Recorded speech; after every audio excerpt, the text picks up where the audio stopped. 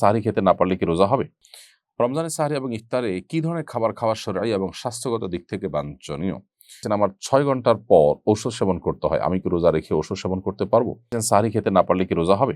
সাহরি খেতে না পারলেও রোজা হবে। কোনো কারণে কেউ সাহরি খেতে পারল না, তার মানে তিনি রোজা রাখবেন না, ব্যাপারটা কিন্তু তা নয়। অনেকে আছেন যে সাহরি খেতে না পারলে তিনি ভেঙে পড়েন যে কিভাবে রোজা রাখবেন। আসলে এতটা দুর্বল হওয়া, এতটা হীনমন্য হওয়া মুসলমানের সাজে না।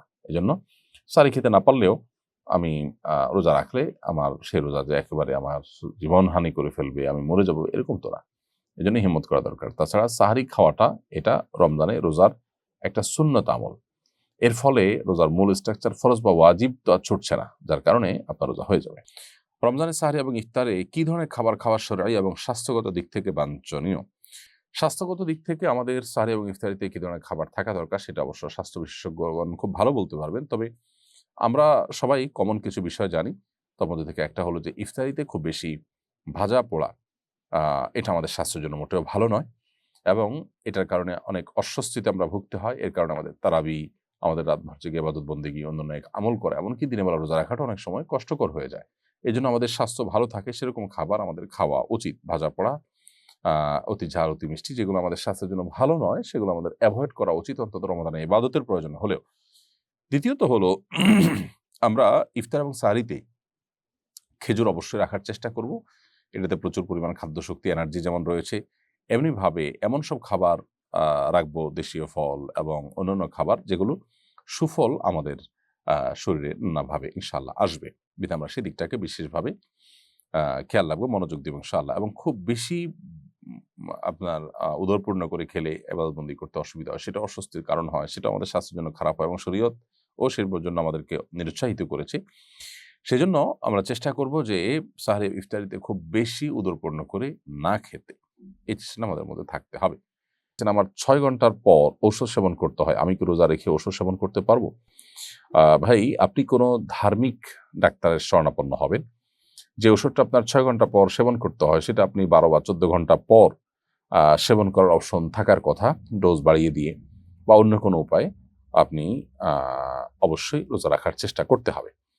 যদি আল্লাহ না করুক এমন কোনো অসুবিধা হয় যে আপনি ওষুধ না নিলে মারা যেতে পারেন, এই লেভেলের যদি অসুস্থতা হয় তাহলে সেক্ষেত্রে ভিন্ন কথা। কিন্তু সেই লেভেলের সম্ভাবনা তো খুবই কম থাকে, সে ধরনের রোগী তো খুব কম থাকে। সো ৬ ঘন্টা পর যে ওষুধ নিতে হয় সেটার প্রয়োজনীয় ডোজ আপনি বাড়াবার জন্য ধার্মিক অভিজ্ঞ ডাক্তারের কাছে যাবেন, যিনি রোজার গুরুত্ব বুঝেন।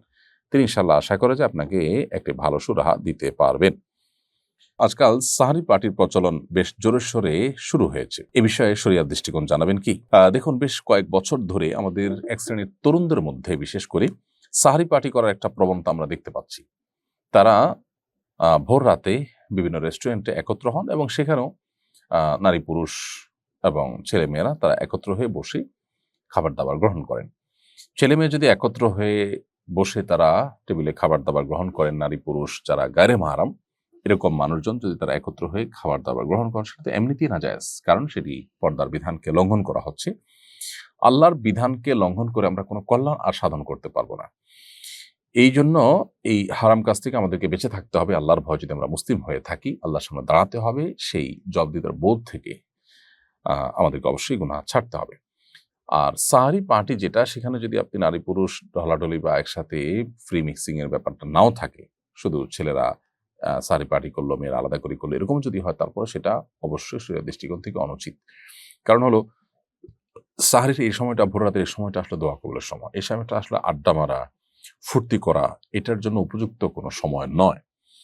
যদি কোনো কারণে বন্ধু-বান্ধব একত্র হয়েছে, সাহরি করেছে, সেটাকে আপনি সাহরি পার্টি নাম দিলেন, সেটা ভিন্ন বিষয়। কিন্তু ইনটেনশনালি এই টাইমে বাসা-বাড়ি থেকে বের হয়ে রেস্টুরেন্টে যেয়ে আনন্দ ফুর্তি এবং আড্ডাবাজি করা, সেটা অবশ্যই এই সময়ের যে মর্যাদা, এই সময়ের যে তাৎপর্য, তার সাথে যায় না। ভোর রাতে আল্লাহ রাব্বুল আলামিন বান্দাকে ডেকে, ডেকে তার গুনাহগুলো মাফ করান, তার প্রতি অনুগ্রহ করেন, তাকে বিভিন্ন আ তার চাওয়াগুলোকে পূরণ করে থাকেন। বিধায় এই সময়টা ইবাদতের সময়, দোয়ার সময়। এই সময়টা আসলে আড্ডা মারার সময় নয়।